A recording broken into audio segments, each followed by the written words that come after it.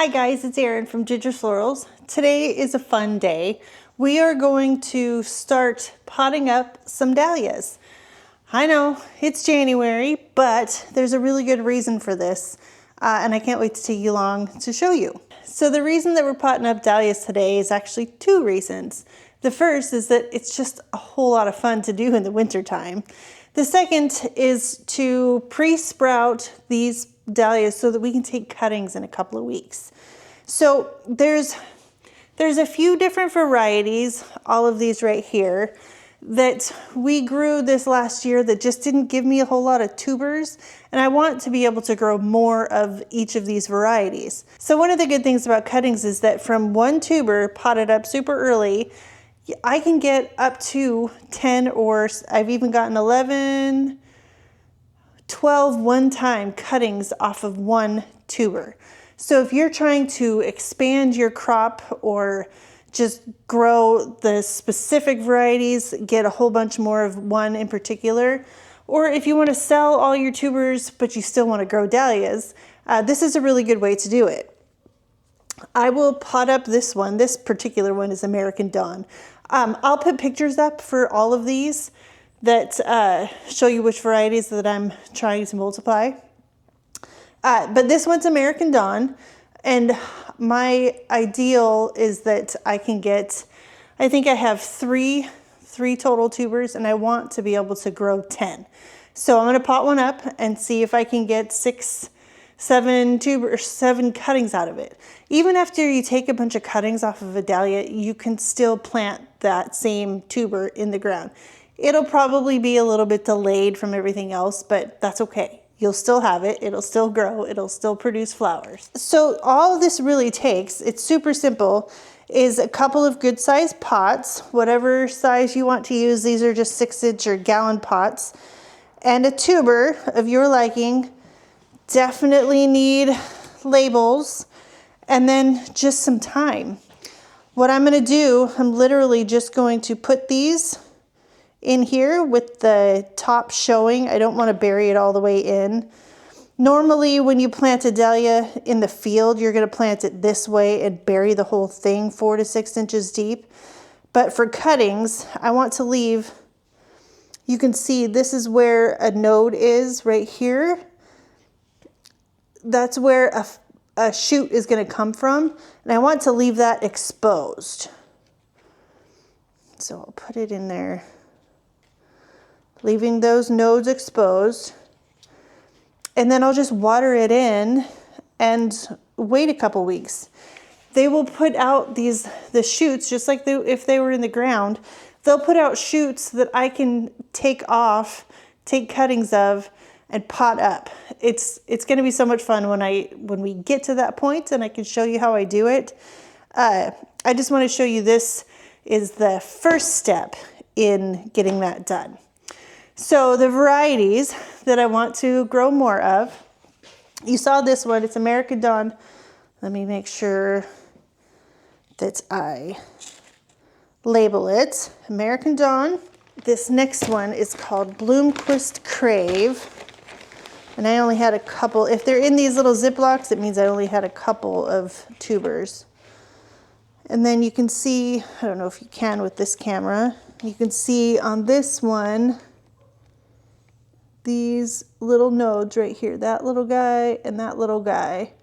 Those are the nodes, the growth points.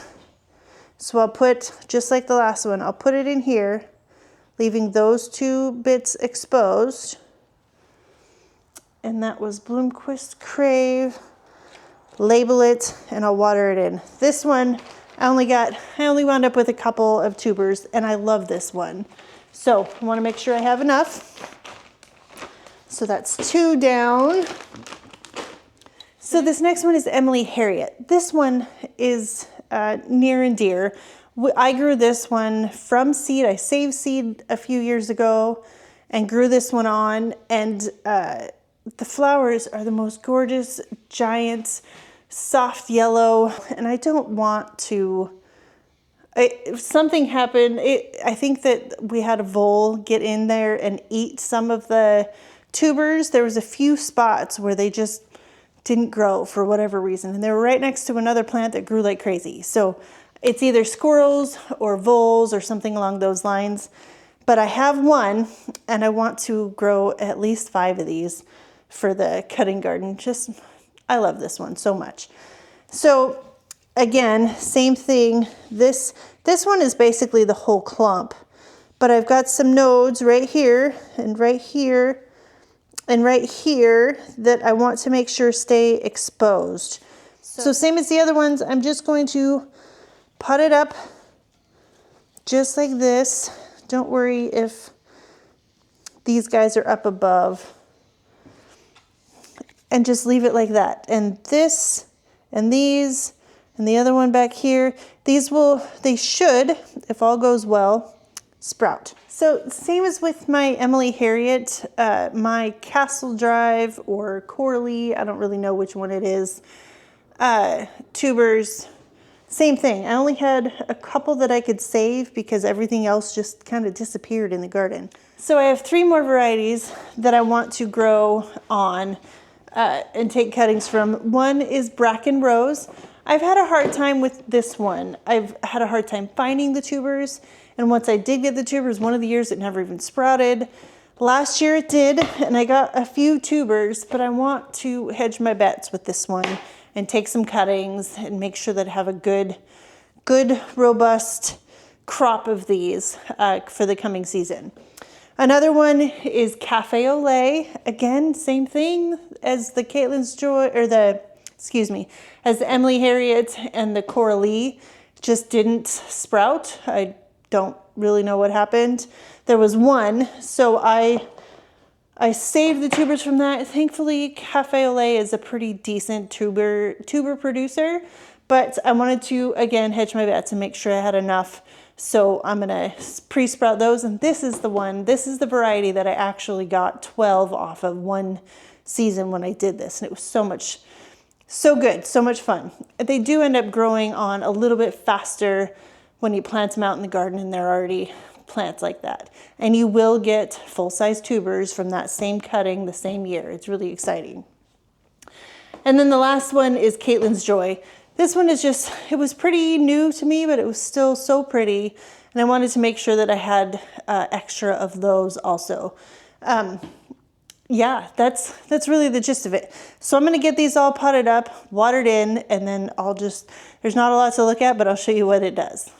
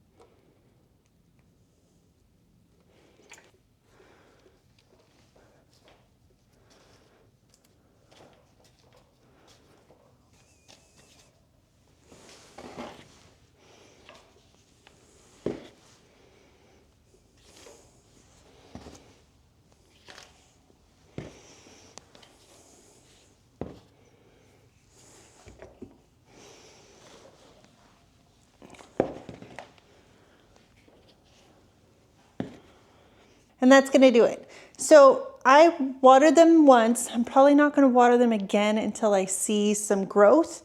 I'm also not gonna put them on a heat mat simply because I don't want to, they don't need to grow on like they're like in the summertime. I just need them to sprout. So it's warm enough in here to allow them to do that. It stays around 60. And I also, like I said, I don't want to water them more than that first time just because dahlias, they tend to rot if they sit in too much water. And because it's not going to be super hot, I don't want to risk it with these guys. So they're just going to sit right here until they start sprouting.